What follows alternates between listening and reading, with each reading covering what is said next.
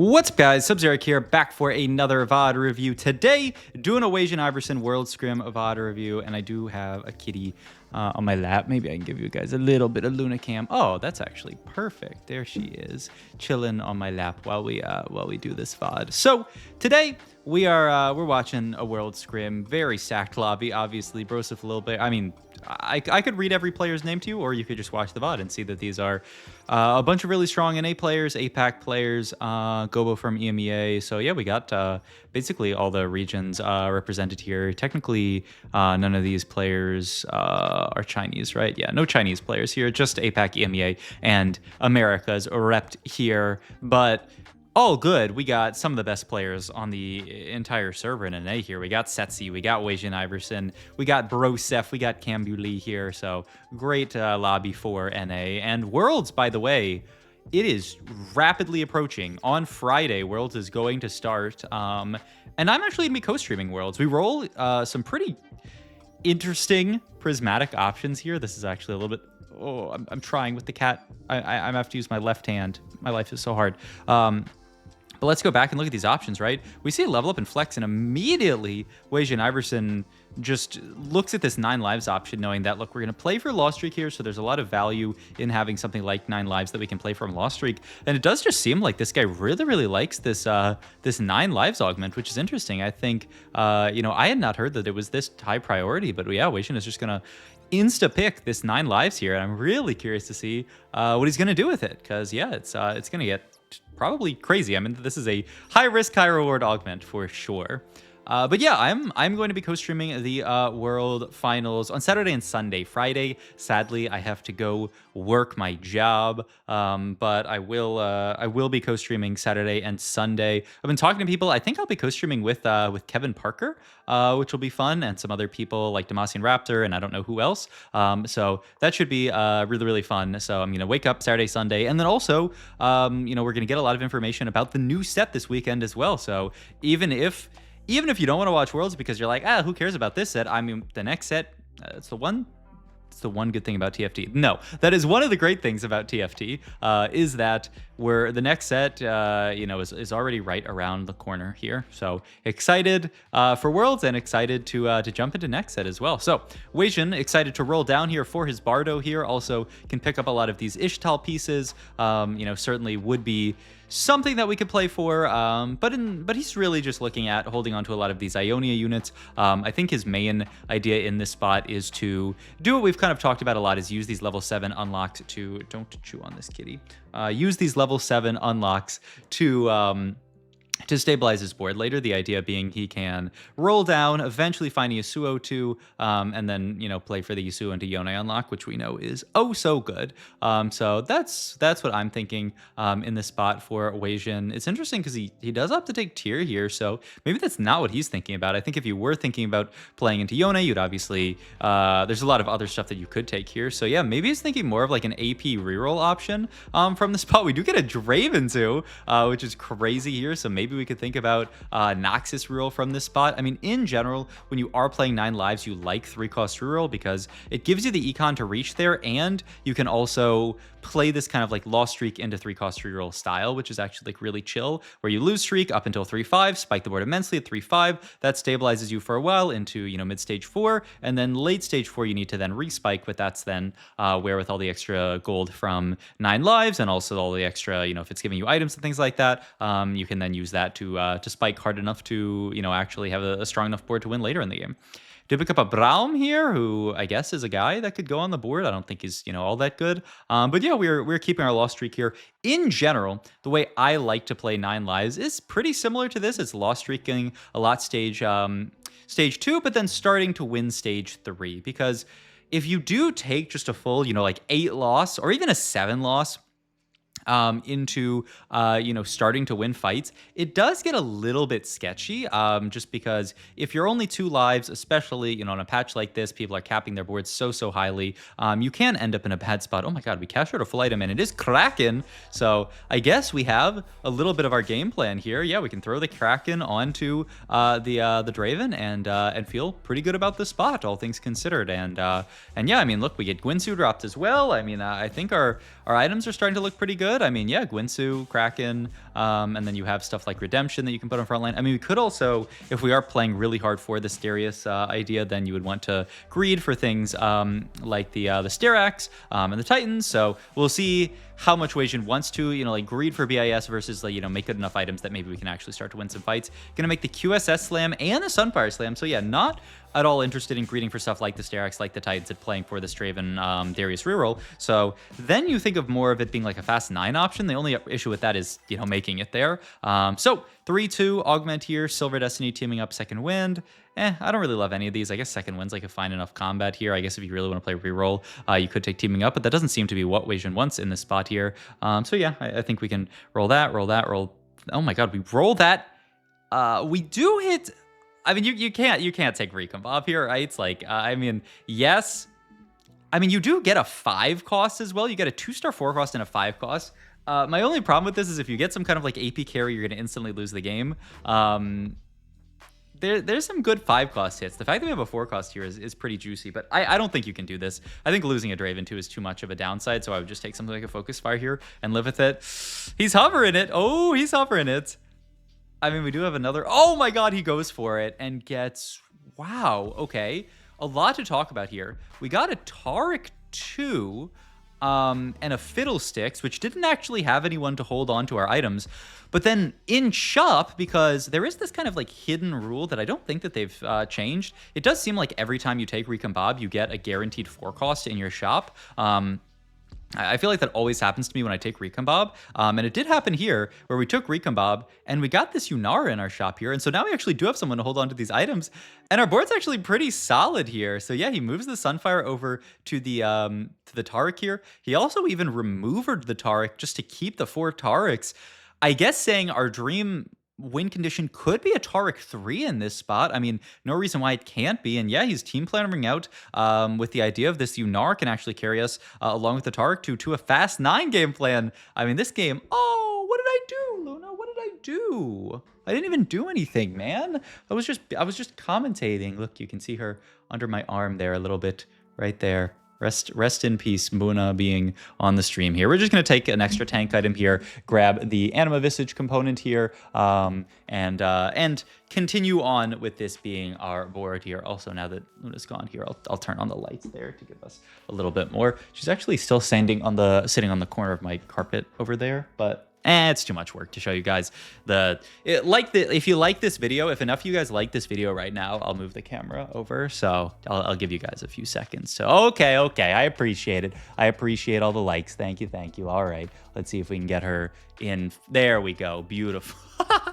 Perfect. Perfect Luna in frame here. Just chilling, wiggling here. Let me move so you guys can see that tail wiggle. Is that something? What do I have on my floor over there? Is that like a bag or something? I need to. Okay, it's not that dirty though, right? You can't even see her little face though. Here, let me see if I can move it a little bit more so you can see her face. But I mean, we are kind of chilling the rest of this stage here with the idea that, I mean, our board is actually quite strong now. We do have,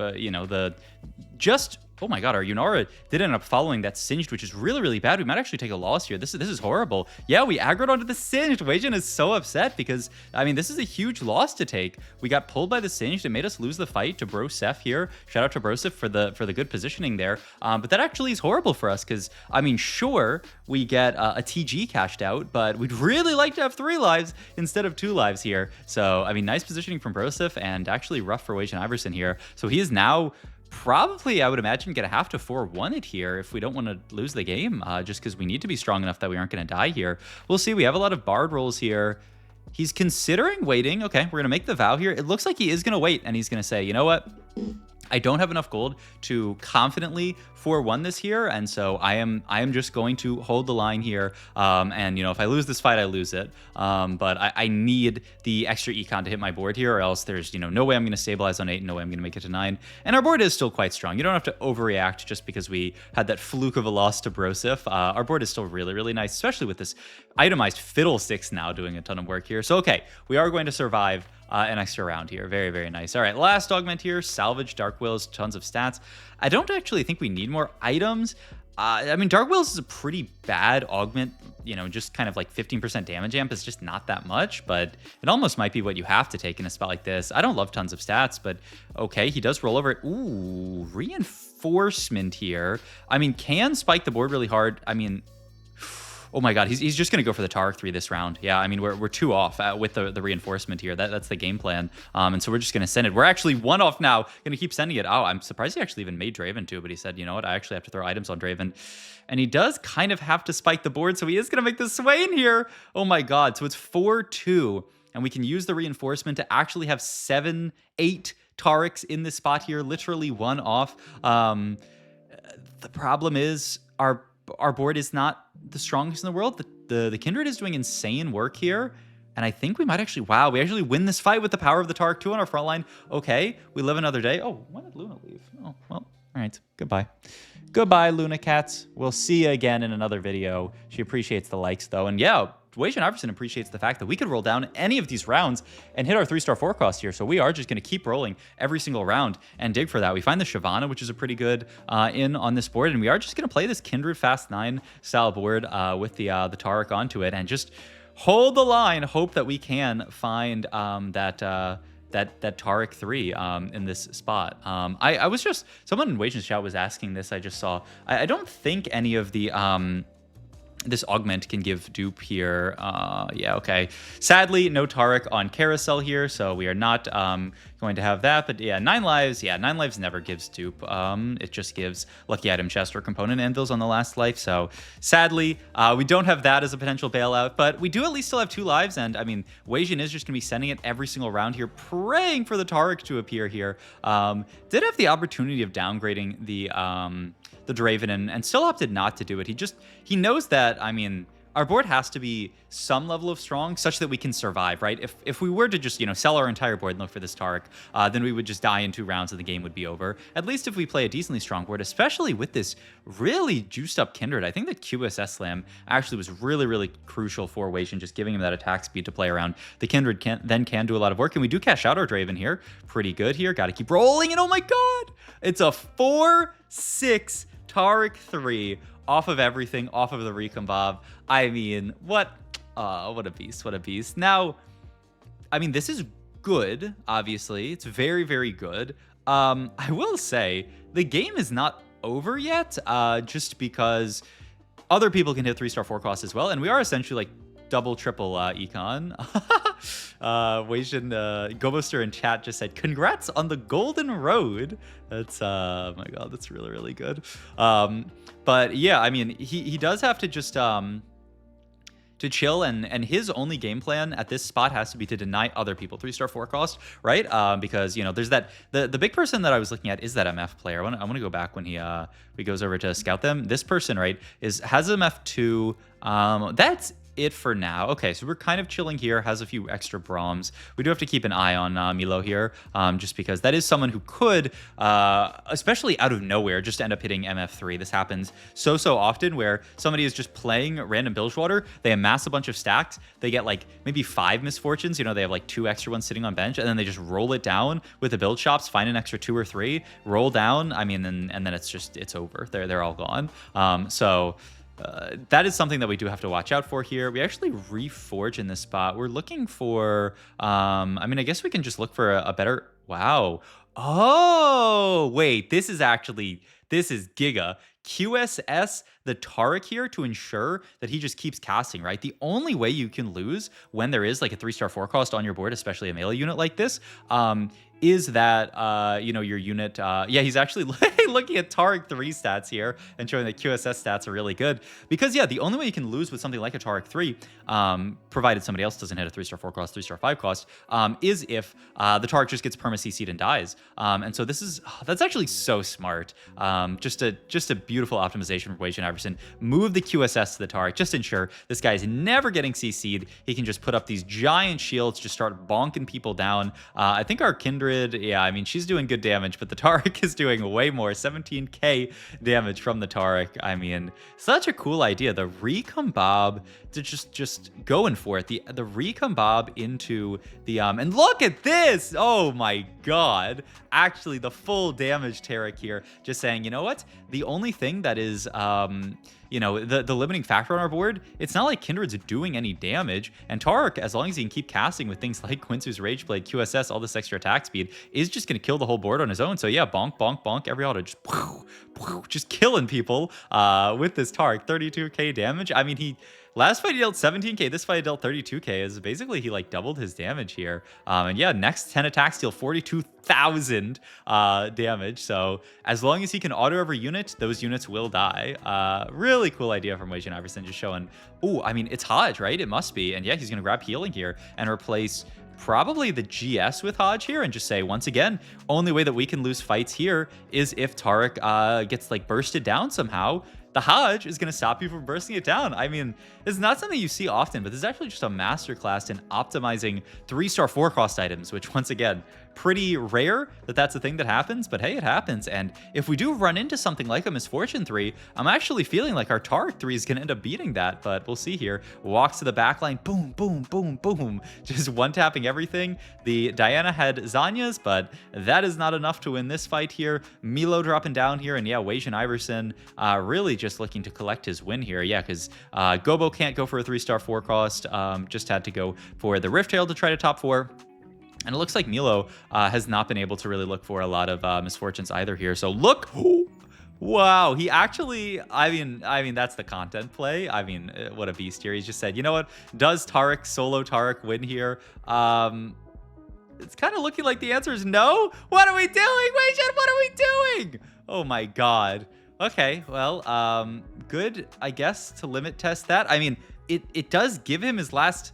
Is this why he wanted to do it? Just so that he could get his last item out of the, I mean, obviously this is not an optimal play. I'm just trying to, like what, why would we even do this? But okay, I mean, now we're gonna have to roll down. I mean, the ultimate content player. We're gonna have to roll down and remake our board here. Find Silas here on this board. Oh my God, we could actually find Silas 2 here. Finds Kindred 2. We get the ooh-oohs on our entire board. That was off of, I think that's off of the 9 lives thingy here. And now we get to recreate our board, looking pretty decent. I think this should be enough, especially with 3-star 4-cost. And yeah, look at Milo's board. Just wasn't able to go for the MF3. What happens oftentimes in these boards is if, you know, Wasian hits this 3-star, he says, okay, I'm strong enough. I'm going to kill the rest of the lobby. And the rest of the lobby has to stop going for stuff because they just have to be strong as possible here.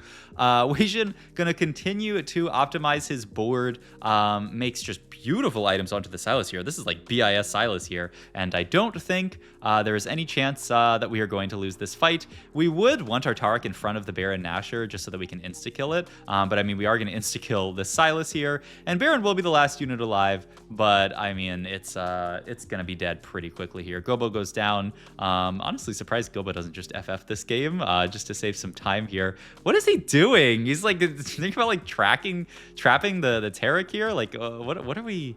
What are we trying to do? Just to see like Taric versus the Baron? I mean, he's okay. Wasian's having a little fun with it, which I appreciate here. So we're gonna, for some reason, trap Taric here so that the most of our board can die, and then Taric can like do his best. I mean, this is basically what we did last time when we had Taric versus everything, which last time we did lose. We'll see if Taric can do it here. The CC immunity of QSS drops off. Yeah. Okay. Well, solid top 2 from Wasianiverson. What can you say? Sometimes there's just a better player in the lobby than you. Hope you guys enjoyed this video. As always, if you did, please like, comment, and subscribe. Check my Twitch or Medify. All my other links down below. And I will see you guys in my next video. Thanks for watching. As always, I said that already.